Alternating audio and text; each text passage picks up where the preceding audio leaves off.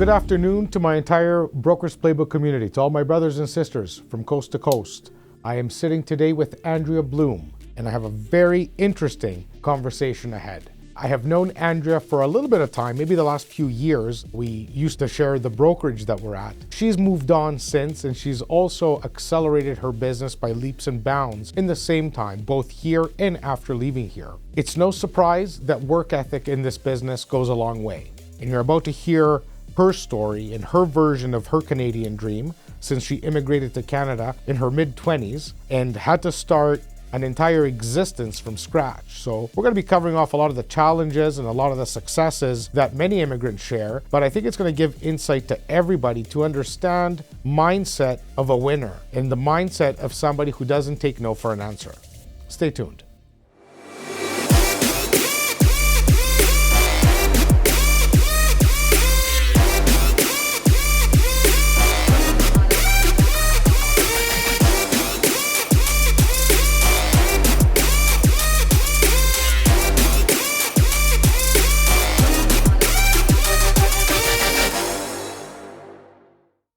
I'm sitting with the amazing Andrea Blum. Andrea, welcome to Brokers Playbook. It's a pleasure to have you here. Thank you for having me. Really a pleasure being here and so thankful for having.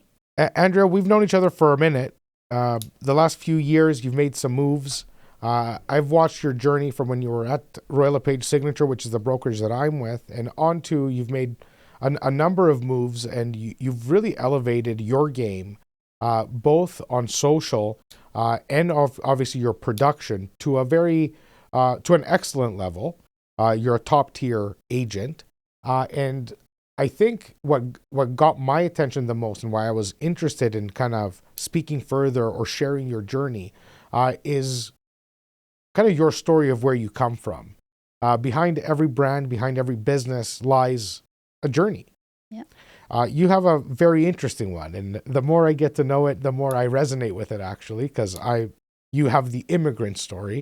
Of course, I have an immigrant story, as many of our audience already knows, but I think yours is different. I came here at 16, you came here at 26. And those 10 years are very, very formative. I was able to assimilate to Canadian culture before I had much to pay for, meaning I had the advantage of high school, of understanding the dynamics of how different they are. And there's a huge difference between Europe and North America, no doubt, huge. But there's also just a way of life that you need to know how the buses work and where you buy your tickets and just everything. Like people have a tough time understanding that level. But when language is still a problem, it's exasperated because you can't communicate as effective as someone else. Take me from scratch. You came here, you're 26 years old. What were your circumstances? Kind of where was your mind at? Well, I'm happy you want to go that route. I think we're 80,000 agents in the Toronto board.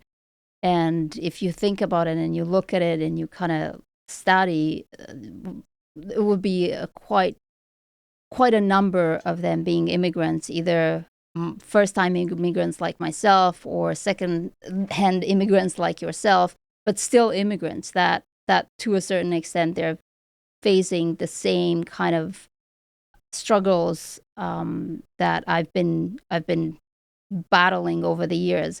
And I like the fact that you wanted to go back to the roots, like understanding and what's behind it. And I think it's worth it to look at the background of where I came from. So I'm Romanian. I mean, you're Greek. In terms of culture, they're very, very similar. Very similar. However, Romania actually was under communist regime for 40 years. And it just happened that the last 10 years of this... Ceausescu, if I'm not mistaken. Correct. So the last 10 years of this regime were my first years in life. And the last 10 were the worst. And like it or not, these are forming years where, although I've been very sheltered by my parents, I can't even imagine being parents with 2 young kids, raising them in that kind of environment. But I've been exposed and influenced to the lack of food, the lack of heat in the house, the fear, and all of these things that created that illusion and that desire of the American dream. So I grew up with that, in my DNA, that I needed to find a way. And then the revolution came, and obviously, we thought that the Americans will come and save us. That never happened. So then I start thinking, well, how about if I go to the Americans? Canadian were not in my vocabulary at that time. I think there was. But it's kind of all one and the same. Nobody in Europe looks at Canada or America different. It's all one and the same. Yeah, it's America. It's kind of the there. West. You just want to make it there. And one thing that I can tell you to all immigrants, and you have this expectation of the American dream, and then you think that the hardest part of this American dream is actually waiting in your country while you've been accepted by the other country where you want to go. And then you come here. And you realize that was nothing. That was so comfortable. That, not only that you have to come through that very hard realization that emotionally and mentally you have to deal with you're not at home. Yeah, you're detached from everything you've ever known. You don't have your family. I came here without a family. You don't have anything that you grow, your roots. There's no feeling of belonging. But on top of that, you have to understand a new way of living, which puts you in a position of not being here or there. You're never home here or there. And you just learn to live with it. Well, you just made my the hair on my arm stand up, because it's true. It's very difficult for somebody to ever understand what that entails. You're no longer Romanian or viewed as a true Romanian because you're not in Romania. Yeah. And here you just don't quite belong. No. And it's so interesting. But I wanted to say, just before we get into that, I remember I lived in Greece when Romanian Revolution happened, and it was actually the execution of the dictator in Romania, of Ceausescu, and his wife, Helen. What's her name? What was it? I can't remember. It doesn't matter. Ellen. Yes. So I remember it like yesterday. I must have been 10. It was right around the same time as the East Berlin collapse, like those years. We're the same age, yeah. So with that said, I remember televised event. So I come from a communist family in Greece, where after the Civil War, communists still exist, but they were prosecuted, exiled, and ultimately lost, and that's why Greece is where it is at today. But at the end of the day, my family is enveloped or characterized as a communist family in Greece. Wow. So not only was this televised, my entire family was watching this live event, and us as kids were invited to watch the execution of Nicolae Ceausescu. Horrendous. So it's the mindset of and cultural differences of how politically charged people are. Yeah. Like you come here, it's easy to make fun of North American culture where nobody cares about anything. Like, it's just things are happening. You're like, if this was in Greece, people would be blood on the streets. On the streets, exactly. But here, it just doesn't happen that way. Yeah. And the reason for that, and I think, and I'm going to tie this to success in business. If you understand that here, everybody has the agenda of making it. It's a country of immigrants. Every single person that we encounter every day, whether they're first, second, third, or fourth generation, nobody's from here, save and except the native population, the indigenous Canadians that were here before, which I'm not even going to go into how they're treated. They're treated like immigrants in other countries. Yes. But anyways, I don't want to touch that because that's a huge thing to unpack. But here, the reason it's so easy not to care about anything is because we care only about one thing: forward progress. Yeah. How do we put what we had behind us and move forward in creating a new legacy, something that's functioning? With that said, you move here and you realize who you truly are, and you're a person that's a decade behind, minimum. Yeah. Well, I was under the ocean level, put it this way. It was a shock. It was a shock to come here and realize that I wasn't expecting to start fairly. but I was definitely way below the sea level. And that's pretty painful, especially when you come with a kid. You have a responsibility. It's not as simple. It's not just your skin in the game. So there's a lot of stress that puts you in a position to either collapse or to either figure out a way, and you're not going no matter what. And what did you do? It was tough. It was tough between, accustomed with the language. I think that was one of the things that I struggled with. But also it became later on one of my biggest advantages in real estate, because not knowing the language put me in a position of, I don't know what I'm supposed to be saying to these people, but I should develop a way of talking with people, because I don't know. I don't know even the words. It was a struggle to take the exams, because I didn't know eavesdrops what they meant. You have to go to Google every single word. So that was a struggle. I suffer of dyslexia, and that was a struggle in itself. So it's not a complaint, I think, or a cry, well, for pity or anything like that. I think it's more about unveiling that the whole image of success that a lot of agents are seeing right now in all the social media platforms. It comes at a lot of cost, and it comes with a lot of struggles, and a lot of agents are at that level right now. And I can confidently say that there is a way to come out of it, as long as you have that attitude, which to me, I describe it, I don't know if I'm allowed to say it, but I describe it, fuck, I'm not going anywhere. That's right. You're definitely allowed to say it. Yeah. And it appears you didn't fucking go anywhere. I didn't go anywhere. Yeah.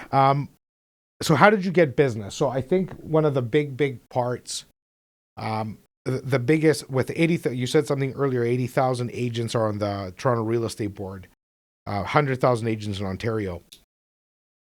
I think it's very noteworthy, and a lot of people have now mentioned it. Over half of them didn't do a single deal last year. Yeah.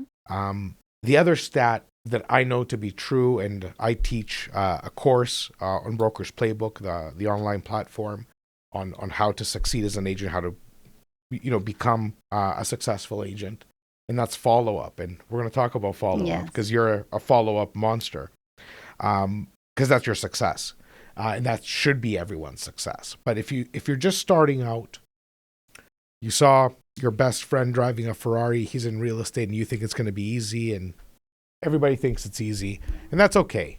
Everybody will come to their own realization soon enough that it's not. And it is not, and unfortunately, a lot of people struggle and lose a time that they'll never get back and money that they'll never get back. You came here, you know nobody, and you had to build a sphere. Yeah. What steps did you take? Because work ethic in this business is something that's completely overlooked. The amount of actual work that you need to do, of how many seeds you need to set for one to actually bloom. Yeah. Tell me a little bit about what you did to get off the ground. I realized very quickly that I need to talk with people. People won't come to me. I don't know anyone. So obviously I realized it's a service industry, which means I need to serve somebody. And I didn't know anybody. And I definitely didn't have the time to go and socialize with people. I had a kid at home, and I had to have a full-time job as a salesperson in the mall, a clothing store, so I can pay the rent and pay the $4 an hour a babysitter with my daughter. So there was no way that I would have had the time to socialize or wait for that to happen. So it was clear to me that I had to find a way to go where the business is.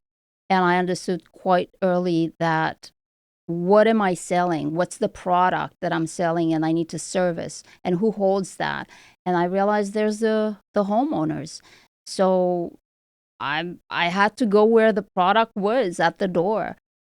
I start door knocking in my days off, and I start going at the door and just develop a set of questions to ask people to allow me a conversation. It was super, super important for me to be consistent, to keep coming back to these people, the same people that say no, as I realized that 99.9.9% they don't need that service yet. But because I'm an analytical, I realize that in Canada, people are moving anywhere between 5 to 7 years. So I calculate myself, everybody should sell within the next 7 years. So Correct. I need to be in touch with them for the next 7 years. And then I would have a certain amount of business no matter what. So that's what I did. The second I actually start door knocking, I took 14 listings in my first years, and I was at Royal LePage's signature, and everybody was kind of like, "How did you do it?" And I was a new agent, and I just door knock and just talk to people. It's not as popular as it right now, but in a market like this that we're going through right now, where the inventory is so low, it's so imperative to go for the must clients that they need to do something. And in my experience, a buyer does not need to do something. 90% of the time, a must client, it's a seller. Of course.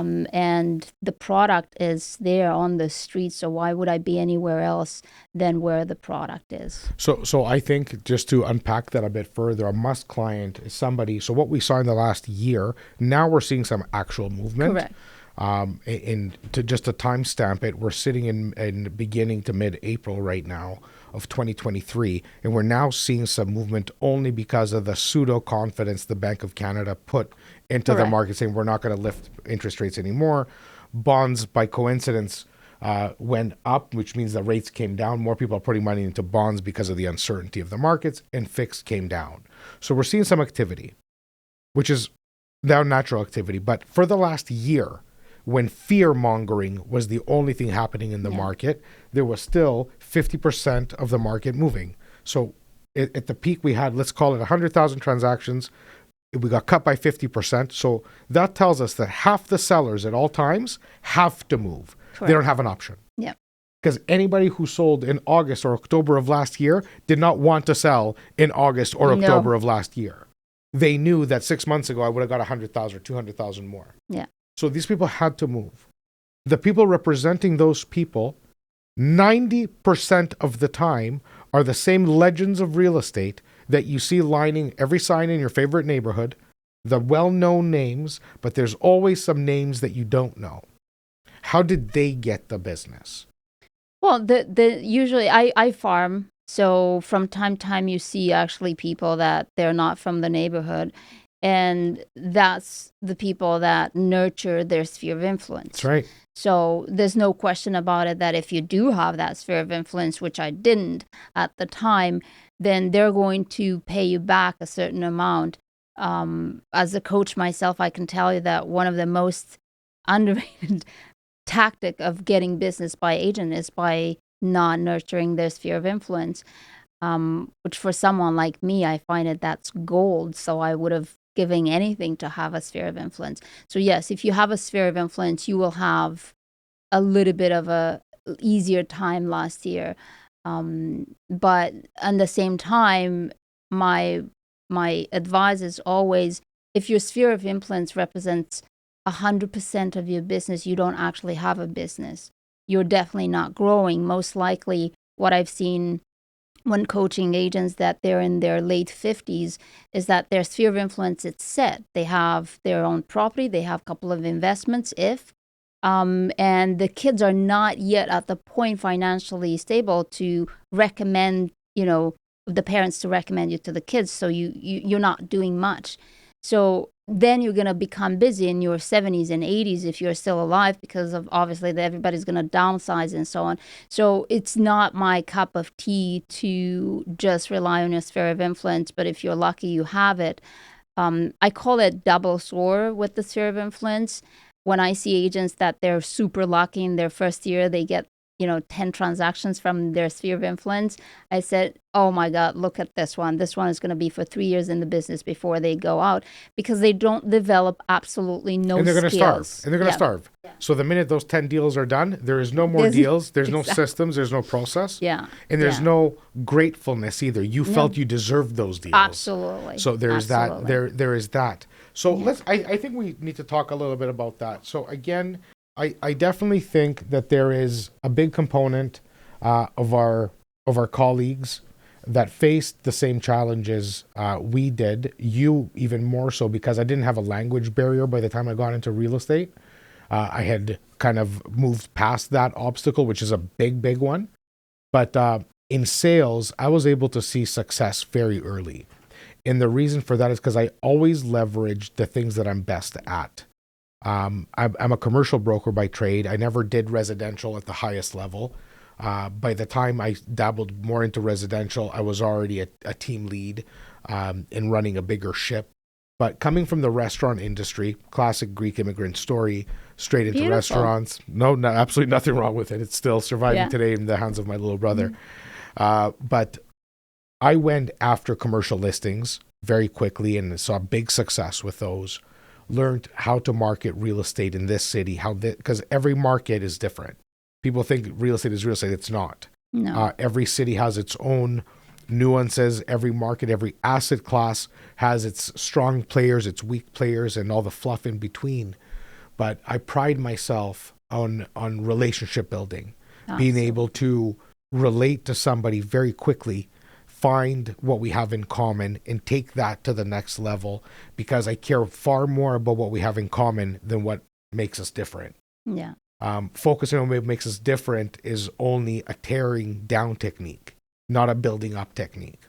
Yeah. When people say together we are stronger, together we are better, all these things, it's because you build on what you have in common to get somewhere else. So building a team for me, building a client base that's unique for me is natural. I have at least a half a dozen major verticals in our business development plan. I run a team with 60 agents at this point. It's a big ship, lots of mouths to feed. What I mean to feed is the reason people come on my team is to grow their business. So I have to be a part of that solution. How many verticals do you have in your business today? And I mean residential real estate, pre-construction, network and event marketing. What is it you leverage most? How many verticals do you have feeding your business in your sphere? It's a great question, and definitely you, by hearing you leverage way more sheets than I do. I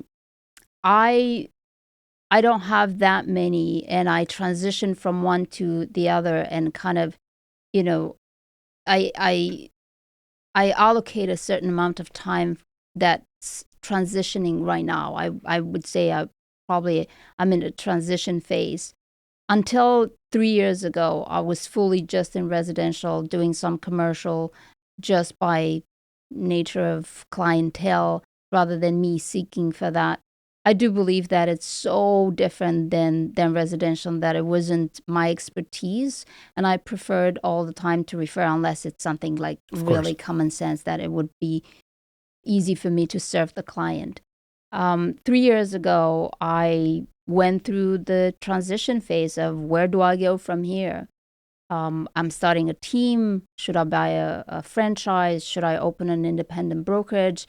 That was a huge thing for me. In 2019, I actually even went into an agreement to purchase a franchise, a Royal LePage franchise. I ended up not doing that in the end. And then I realized, wow, opening actually my own brokerage wouldn't allow me to do what I like best, which is one, serve clients, two, train and be a coach more than anything else. The second I came to a certain status and financial independence, it was really important to me to go from that need of certainty in life into my need of contribution, which was the one that I was looking for in the beginning, but I couldn't do it without the certainty to begin with. So I discovered that I can do that through coaching. I can do that through mentoring. I can do that through building a team. And you're talking about fulfillment for yourself. Correct. Yes. Again, goes back to my core values. I grew up in an environment where if you wanted to have that extra piece of bread, because we have ratios for milk, for sugar, for everything, you had to know how to be a team player. You had to know how to play with the kids outside. I always go back to the fact that growing up in the Romanian community at the time, it taught me so many sales skills. Negotiation, my Yeah, friend. exactly. If you got to negotiate for an extra piece of bread, Absolutely. and that means a quarter of your sugar and half of your cheese. Exactly. It is or what it just is. going, in the summer, it's funny because in the summer we would have the people from the countryside come and sell all of these beautiful things, the fruits and vegetables, and I wanted it for free, obviously. So you had to learn to make people like you fast, so they can give you that piece of fruit, and you're like over the moon to taste that. So that there were two options for me: either to go, hey, I'm out of here and I'm gonna make it, which will be me, because I need to save myself to be into that kind of like protective mode, or I'm going to make it and I'm going to drag quite a number of people and we're going to make it. So I consider myself pretty lucky that I feed on community and I feed on, hey, who am I going to help next, in the real sense that, hey, does not necessarily comes at my advantage. My advantage will come later. It's always going to happen. So you finally understood that. I don't think it's a matter of luck. It comes to people at different points of their lives. The moment that your agenda becomes everyone else's agenda is the day you broke through. Yeah.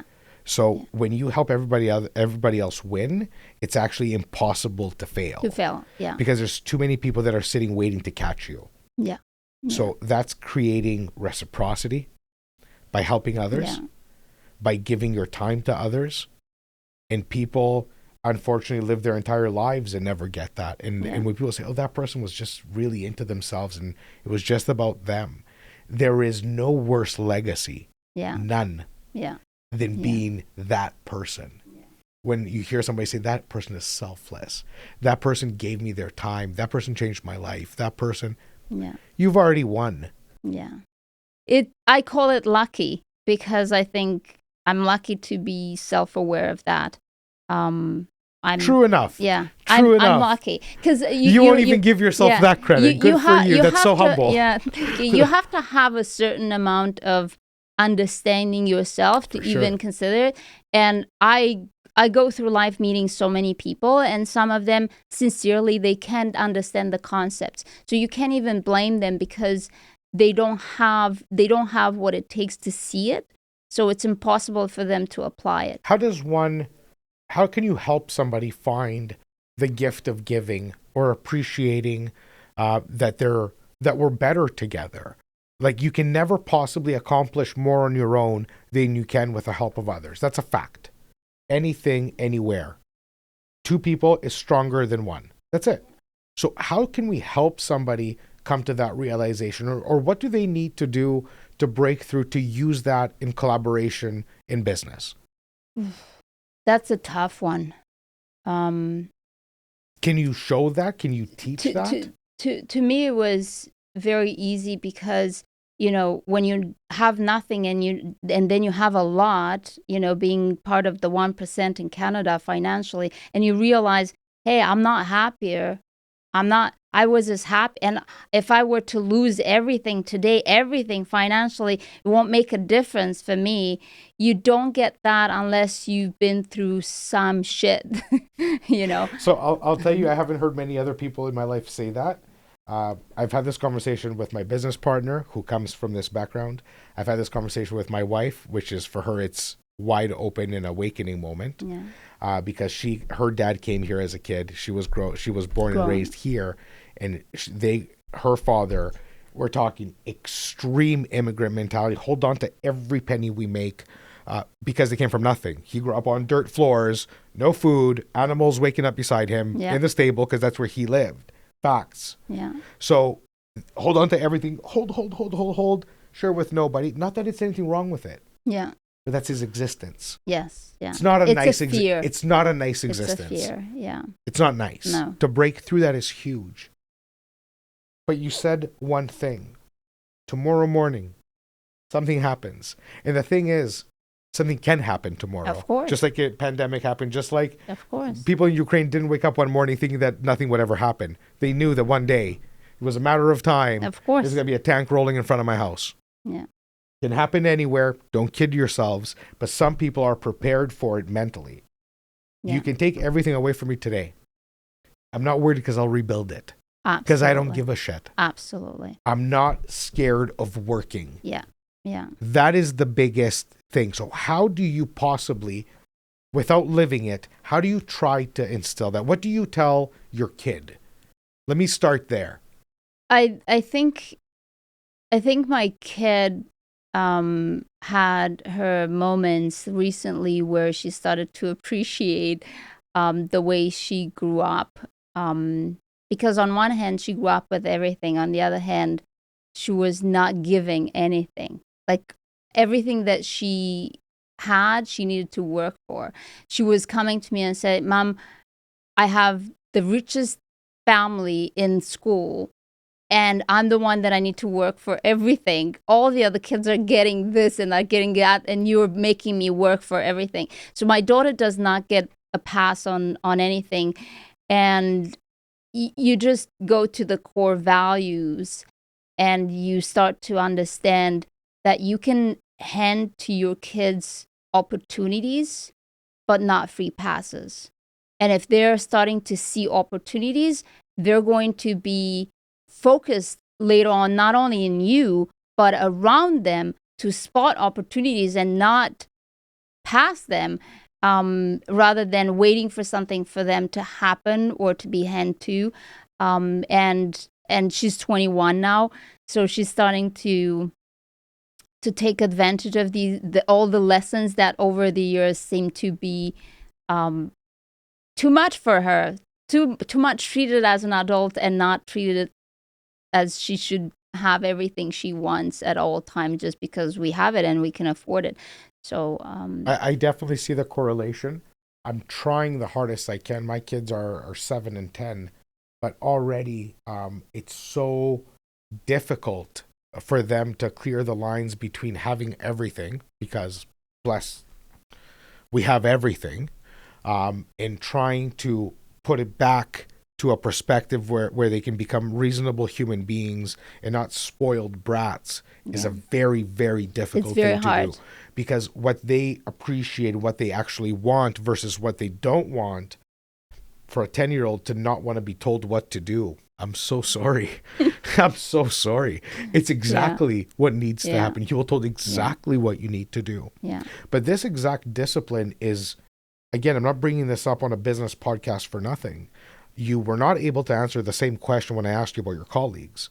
But when I asked you, tell me what you're telling your kid, all of a sudden you had everything to say. Yeah. So I think it's a matter of, this is just proof of asking the right question to anyone can unlock everything, versus if I were to take 4 more different takes to try to bring you that lesson of how to make somebody else feel what you felt that are not living it. She didn't grow up in Romania. No. She didn't have to beg for a piece of peach. No. You did. So how do you make somebody who has not lived that appreciate the world as much as you do?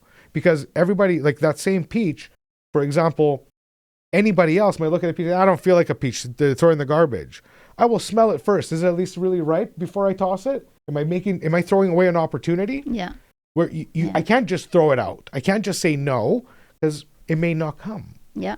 May not be there. So I think we've unpacked this enough. I want you to give me your 3 top pieces of advice. Actionable right now. There are April, so many. It's April 2023. Follow-up is your name of the game. Tell me a perfect strategy of follow-up. How many times do I call somebody? How often do I check in? What do I say? I follow up until they list with me. If you have an interest to sell, there's 99% chances that you're going to sell with me. And how do you nurture? So let's say I'm not ready to sell now, and you know that I'm not ready to sell. How are you going to nurture me for the next 2-3 years? There's an element of mechanic there and the boredom repetition that agents don't really get, where literally you have a CRM and you keep dating them, but also a level of interest, because the follow-up in the CRM might be at the particular date, But if you're actually interested in that person and their needs and wants, as you're going through real estate market, there's certain information that may be good for them at a time that is not your follow-up time. So if you're creating that type of true care for that lead, that is not just a lead in a numbers game, then they're going to pop in your mind when something... So you're investing in the relationship. Yes, yeah. It is a relationship building. I think it's there's two phases of it.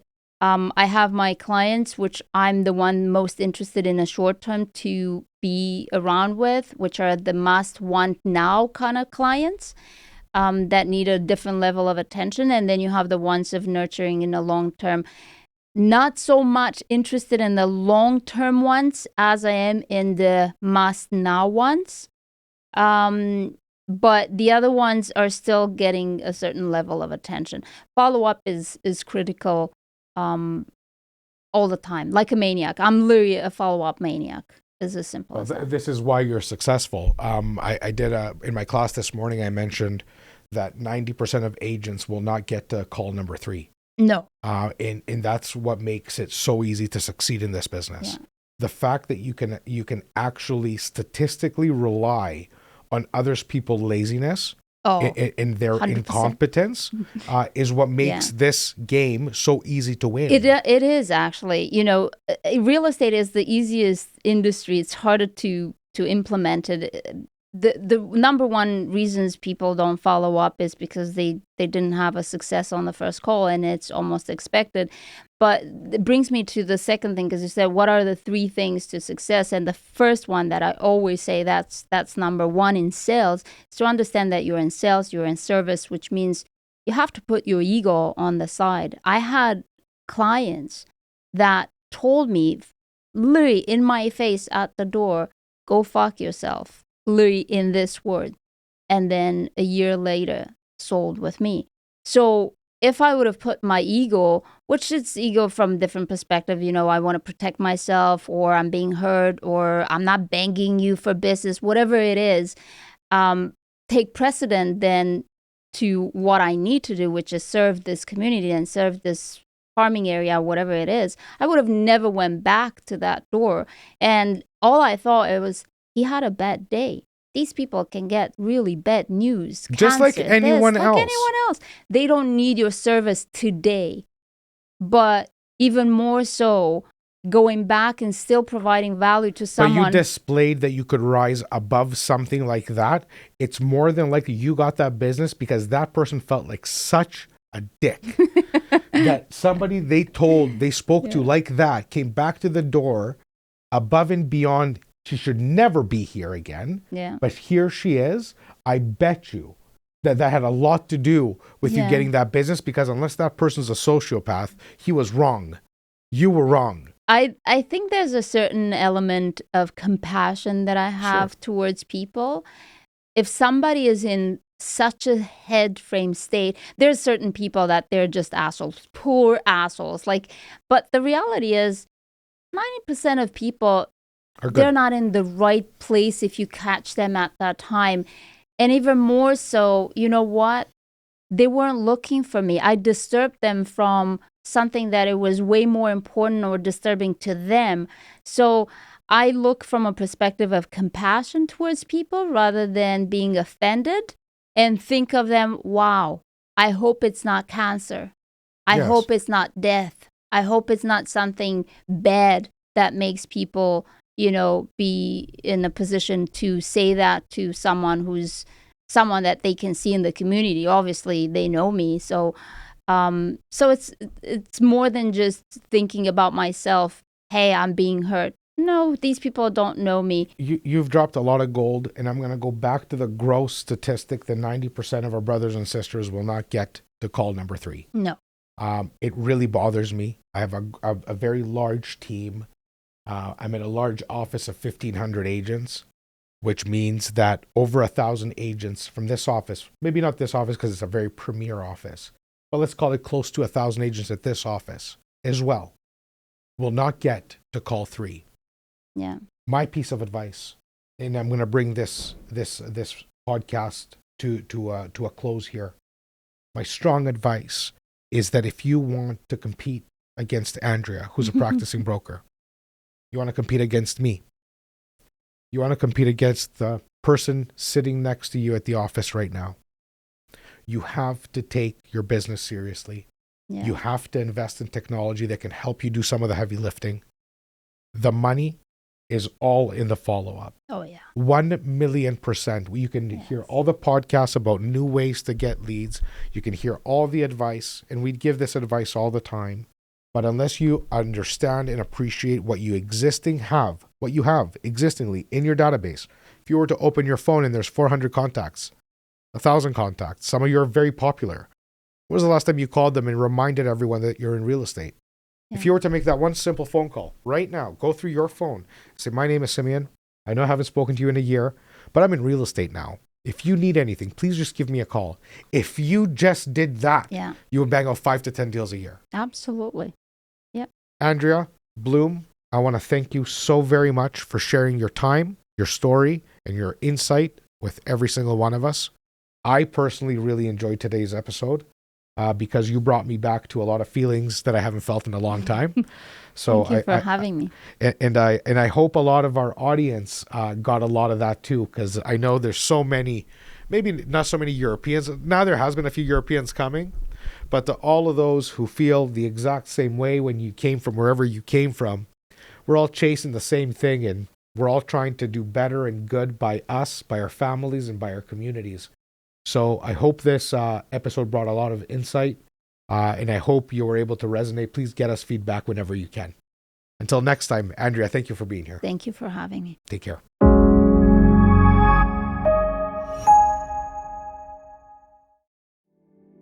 Thank you for tuning in to this episode of the Broker's Playbook podcast. For more of our content or for help leveling up your business, check us out at brokersplaybook.com, on YouTube, or wherever you listen to your favorite podcasts.